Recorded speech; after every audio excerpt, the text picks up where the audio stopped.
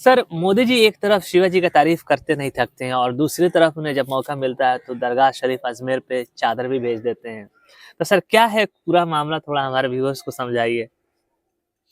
देखिए, सूफियों और संतों साधुओं से जोगी जी का हुँ, सॉरी मोदी जी का पुराना रिश्ता है, अच्छा। तो उसी परंपरा को फॉलो करते हैं। हुँ, अब जहाँ तक शिवाजी की बात किए हैं, तो शिवाजी भी साधु संतों या सूफी पीर बाबाओं की काफ़ी कद्र किया करते थे अच्छा। और उनके फैमिली का बैकग्राउंड वही था जो उनके भक्त या उनके मानने वाले थे। हुँ, जैसे शिवाजी के पिताजी थे शाह जी, हुँ, तो कहा जाता है कि शाह शरीफ एक सूफी थे, पीर बाबा थे। तो उनके यहाँ जाके उनकी माँ ने शिवाजी की माँ ने शिवाजी की यानी उनके बाप की माँ ने जो मन्नत मांगी थी, हुँ, हुँ। तो उससे उनको जो लड़का पैदा हुआ तो वो शाह जी कहलाए अच्छा, और शाह जी का ही बेटा हुए शिवाजी। अच्छा, अच्छा।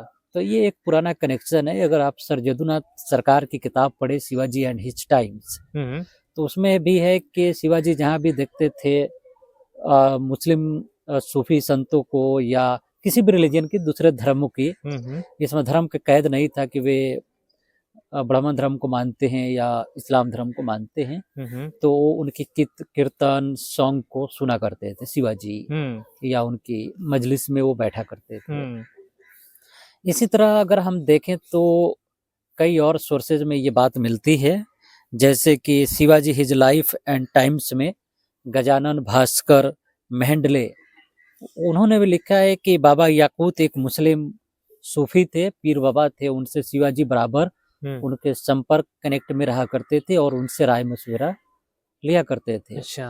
तो मोदी जी ने भी इंटरनेशनल कॉन्फ्रेंस करवाई थी सूफियों की 2016 में, हुँ, आज से तकरीबन 8-9 साल पहले, और उसमें वो शामिल भी हुए थे। तो ये मिला-जुला परंपरा है जिसमें एक दूसरे की कद्र और रिस्पेक्ट की जाती है। अच्छा। तो अजमेर शरीफ जो भी मोदी जी चादर भेजते हैं, हुँ, हुँ, ये एक पुरानी परंपरा है। हुँ। आप समझ रहे हैं ना? शिवाजी भी बाबा याकूत से मिलते थे। शिवाजी कई और संतों से भी मिलते थे, जैसे रामदास हो गए और दूसरे संत हो गए, हुँ। तो उनकी भी काफ़ी वो कद्र किया करते थे।